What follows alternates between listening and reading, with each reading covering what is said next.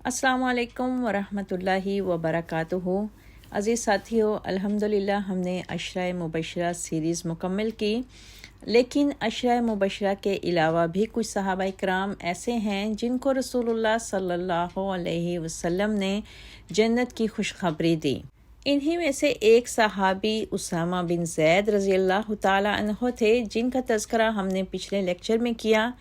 آج ہم جن صحابی کا ذکر کریں گے، رسول اللہ صلی اللہ علیہ وسلم نے ان کو بھی جنت کی خوشخبری دی۔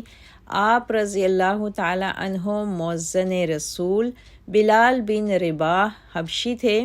آپ کے مولی حضرت ابوبکر صدیق رضی اللہ تعالیٰ عنہ تھے۔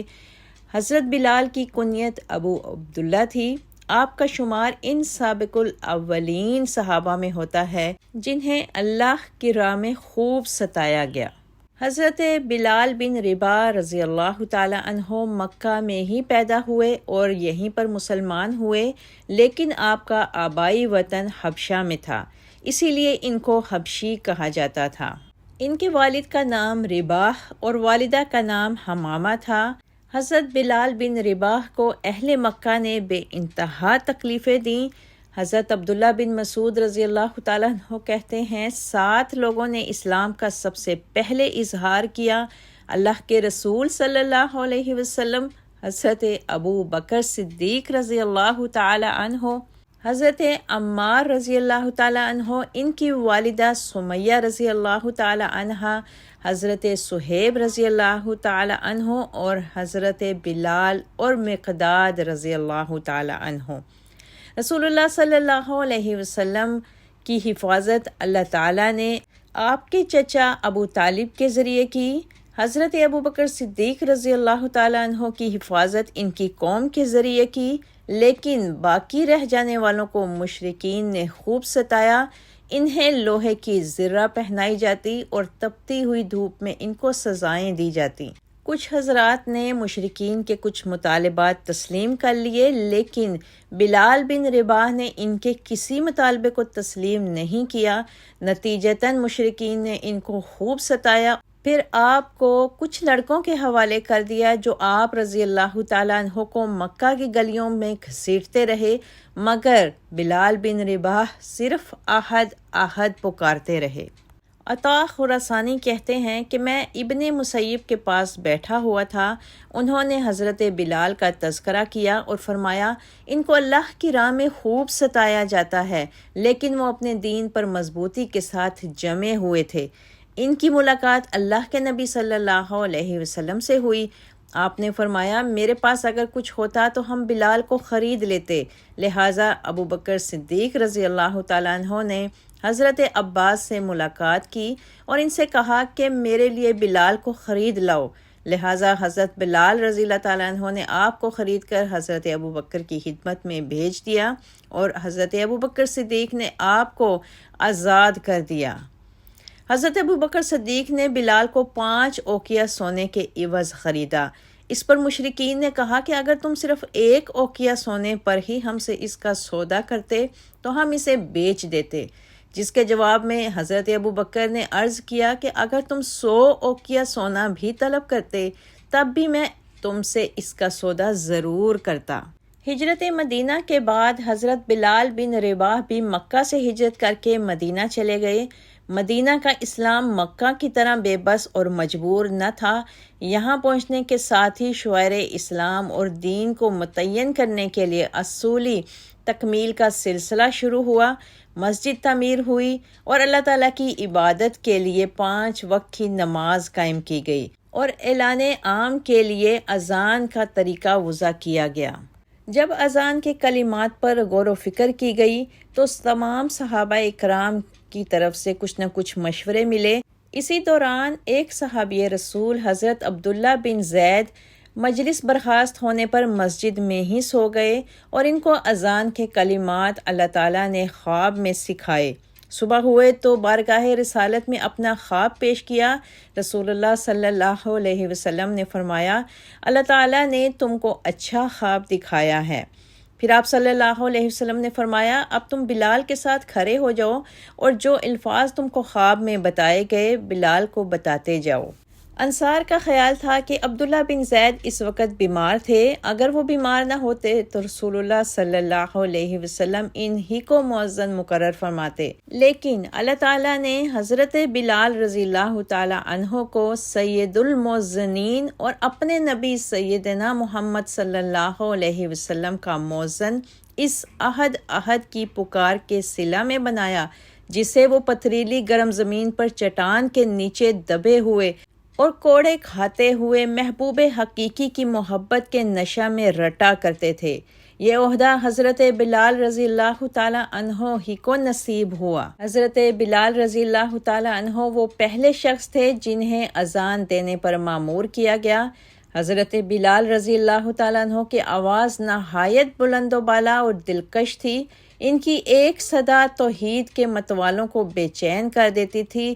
مرد اپنا کاروبار، عورتیں شبستان حرم اور بچے کھیل کود چھوڑ کر والہانہ وارفتگی کے ساتھ ان کے ارد گرد جمع ہو جاتے تھے۔ جب توحید کے ماننے والوں کا مجمع کافی ہو جاتا تو نہایت ادب کے ساتھ آپ رضی اللہ تعالیٰ عنہ آستانہ نبوت پر کھڑے ہو کر کہتے، حی علی الصلاۃ حی علی الفلاح، الصلاۃ یا رسول اللہ، یعنی یا رسول اللہ نماز تیار ہے۔ پھر آپ صلی اللہ علیہ وسلم تشریف لاتے اور حضرت بلال کی صدائے دل نشین میں تکبیر اور اقامت کے نعروں سے بندگان توحید کو بارگاہ الہی میں سر بسجود کھڑا ہونے کے لیے صف بستہ کر دیتی۔ حضرت بلال رضی اللہ تعالیٰ عنہ اگر کسی روز مدینہ میں موجود نہ ہوتے تو حضرت ابو محذورہ اور حضرت عمرو بن ام مکتوم ان کی قائم مقامی کرتے تھے۔ صبح کی اذان عموماً کچھ رات رہتے ہوئے دیتے تھے۔ یہی وجہ ہے کہ صبح کے وقت 2 اذانیں مقرر کی گئی تھی۔ آخری اذان حضرت عمرو بن ام مکتوم دیتے تھے۔ چونکہ وہ نابینا تھے اس لیے ان کو وقت کا پتہ نہ تھا۔ جب لوگ ان سے کہتے کہ صبح ہو گئی تو اٹھ کر ندائے تکبیر بلند فرماتے تھے۔ اسی بنا پر رمضان میں حضرت بلال کی اذان کے بعد کھانا پینا جائز تھا، کیونکہ آپ صلی اللہ علیہ وسلم نے فرمایا تھا کہ بلال کی اذان صرف اس لیے ہے کہ جو لوگ رات بھر عبادت الہی میں مصروف رہے ہیں وہ کچھ آرام کریں، اور جو تمام رات خواب راحت میں سرشار رہے ہیں وہ بیدار ہو کر صبح نماز کی تیاری کریں۔ لیکن وہ صبح کا وقت نہیں ہوتا بلکہ کچھ رات باقی رہتی ہے۔ حضرت بلال رضی اللہ تعالیٰ عنہ سفر و حضر ہر موقع پر رسول اللہ صلی اللہ علیہ وسلم کے مؤذن خاص تھے۔ آپ کو اصحاب صفہ میں بھی شامل کیا جاتا ہے۔ حضور صلی اللہ علیہ وآلہ وسلم کے اخراجات کا انتظام بھی آپ رضی اللہ تعالیٰ عنہ کے حوالے تھا۔ حضرت بلال رضی اللہ تعالیٰ عنہ تمام مشہور غزوات میں شریک تھے۔ غزوہ بدر میں انہوں نے امیہ بن خلف کو تحت طیب کیا، جو اسلام کا بہت بڑا دشمن تھا، اور خود ان کی ایذا رسانی میں بھی ان کا ہاتھ سب سے پیش تھا۔ سیدنا بلال رضی اللہ تعالیٰ عنہ فتح مکہ میں پیارے نبی صلی اللہ علیہ وسلم کے ہم رکاب تھے۔ آپ صلی اللہ علیہ وسلم خانہ کعبہ میں داخل ہوئے تو اس مؤذن خاص کو معیت کا فخر حاصل تھا۔ انہیں حکم ہوا کہ کعبہ کی چھت پر کھڑے ہو کر توحید کی پرعظمت صدائے تکبیر بلند کریں۔ اللہ کی قدرت وہ حریم قدس جس کو ابو الانبیاء ابراہیم علیہ السلام نے اللہ کی عبادت کے لیے تعمیر کیا تھا، مدتوں صنم خانہ رہنے کے بعد پھر ایک حبشی نصرات کے نغمہ توحید سے گونج اٹھا۔ رسول اللہ صلی اللہ علیہ وسلم کی وفات کے بعد حضرت بلال رضی اللہ تعالیٰ عنہ نے اپنے محسن و ولی حضرت ابوبکر صدیق رضی اللہ تعالیٰ عنہ سے عرض کیا، اے خلیفہ رسول، آپ نے اللہ کے لیے مجھے آزاد کیا تھا یا اپنی مصاحبت کے لیے؟ فرمایا، اللہ کے لیے۔ بولے، میں نے رسول اللہ سے سنا ہے کہ راہ خدا میں جہاد کرنا مومن کا سب سے بہتر کام ہے، اس لیے میں چاہتا ہوں کہ پیام اجل تک اسی عمل خیر کو حیات کا شعور بنا لوں۔ حضرت ابوبکر صدیق رضی اللہ تعالیٰ عنہ نے فرمایا، بلال، میں تمہیں اللہ اور اپنے حق کا واسطہ دیتا ہوں کہ مجھے اس عالم پیری میں داغ مفارقت نہ دو۔ اس مؤثر فرمان نے حضرت بلال کو عہد صدیقی کے غزوات میں شریک ہونے سے باز رکھا۔ حضرت ابوبکر کی وفات کے بعد حضرت عمر فاروق رضی اللہ تعالی عنہ نے مسند خلافت پر قدم رکھا تو مؤذن رسول نے پھر سے شرکت جہاد کی اجازت طلب کی۔ خلیفہ اول کی طرح خلیفہ دوم نے بھی ان کو روکنا چاہا، لیکن جوش جہاد کا پیمانہ لبریز ہو چکا تھا۔ بے حد اصرار کے بعد اجازت حاصل کی اور شامی مہم میں شریک ہو گئے۔ حضرت عمر نے 16 ہجری میں شام کا سفر کیا تو دوسرے افسران فوج کے ساتھ حضرت بلال نے بھی مقام جابیہ میں ان کو خوش آمدید کہا اور بیت المقدس کی سیاحت میں ہم رکاب رہے۔ ایک روز حضرت عمر نے ان سے اذان دینے کی فرمائش کی۔ گو میں عہد کر چکا ہوں کہ حضرت خیر الانام صلی اللہ علیہ وسلم کے بعد کسی کے لیے اذان نہ دوں گا، تاہم آج آپ کی خواہش پوری کروں گا۔ یہ کہہ کر اس دیوانہ توحید نے کچھ ایسے لحن میں اللہ ذوالجلال کی عظمت و شوکت کا نغمہ سنایا کہ تمام مجمع بیتاب ہو گیا۔ ان کی اذان بے مثال سن کر حضرت عمر فاروق رضی اللہ تعالیٰ عنہ اس قدر روئے کہ ہچکی بندھ گئی۔ حضرت ابو عبیدہ اور حضرت معاذ بن جبل بھی بے اختیار رو پڑے۔ غرض سب کے سامنے عہد نبوت کا نقشہ کھنچ گیا اور تمام سامعین نے ایک خاص کیفیت محسوس کی۔ حضرت بلال رضی اللہ تعالیٰ عنہ کو ملک شام کی سرسبز و شاداب زمین پسند آ گئی۔ انہوں نے خلیفہ دوم سے درخواست کی کہ ان کو یہیں پر مستقل سکونت کی اجازت دی جائے۔ ان کی درخواست منظور ہوئی تو انہوں نے یہیں پر مستقل اقامت اختیار کی اور رشتہ ازدواج میں بھی منسلک ہو گئے۔ حضرت بلال رضی اللہ تعالیٰ عنہ نے متعدد شادیاں کی۔ ان کی بعض بیویاں عرب کے نہایت شریف و معزز گھرانوں سے تعلق رکھتی تھیں۔ حضرت بلال رضی اللہ تعالیٰ عنہ رسول اللہ صلی اللہ علیہ وسلم کے مؤذن خاص تھے۔ اس بنا پر ان کو ہمیشہ خانہ خدا میں حاضر رہنا پڑتا تھا۔ معاملات دنیاوی سے سروکار نہ ہونے کے باعث عبادت و شب بیداری کا خاص مشغلہ تھا۔ ایک مرتبہ رسول اللہ صلی اللہ علیہ وسلم نے ان سے پوچھا، اے بلال، تم کون سا عمل کرتے ہو کہ میں نے تمہارے قدموں کی آواز جنت میں سنی ہے؟ عرض کیا، میں نے ایسا کوئی کام نہیں کیا، البتہ ہر طہارت کے بعد 2 نفل نماز ادا کرتا ہوں۔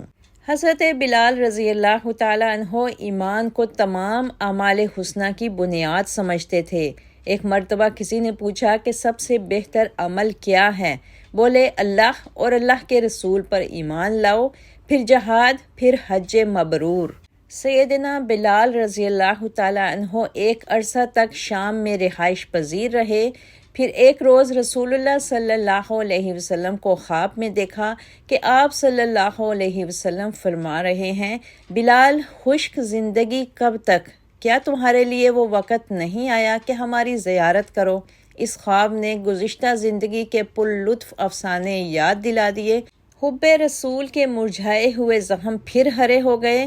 اسی وقت مدینہ کی راہ لی اور روضہ اقدس پر حاضر ہو کر دیوانہ وار تڑپنے لگے۔ آنکھوں سے سیلے اشک رواں تھا اور مضطربانہ جوش و محبت کے ساتھ جگر گوشائے رسول حضرت امام حسن و حسین رضی اللہ تعالی عنہما کو چمٹا چمٹا کر پیار کر رہے تھے۔ ان دونوں نے خواہش ظاہر کی کہ آج صبح کے وقت اذان دیجیے۔ گو ارادہ کر چکے تھے کہ رسول اللہ کے بعد وہ اذان نہ دیں گے، تاہم ان کی فرمائش نہ ٹال سکے۔ صبح کے وقت مسجد کی چھت پر کھڑے ہو کر نعرہ تکبیر بلند کیا تو تمام مدینہ گونج اٹھا۔ اس کے بعد نعرہ توحید نے اس کو اور بھی پرعظمت بنا دیا۔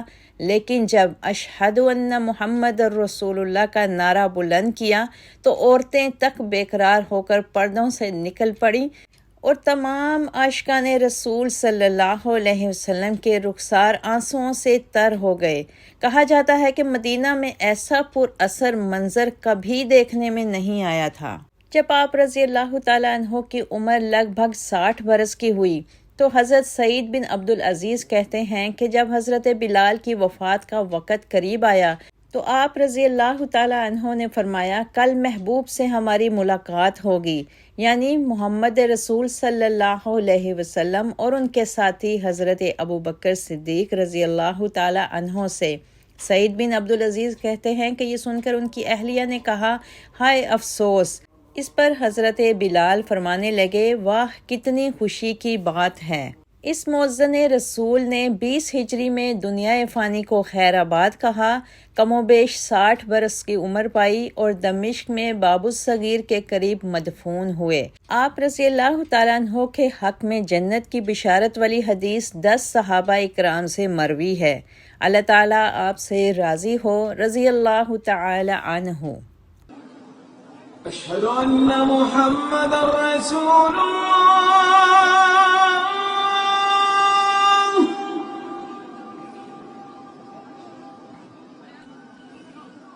اشہد ان محمد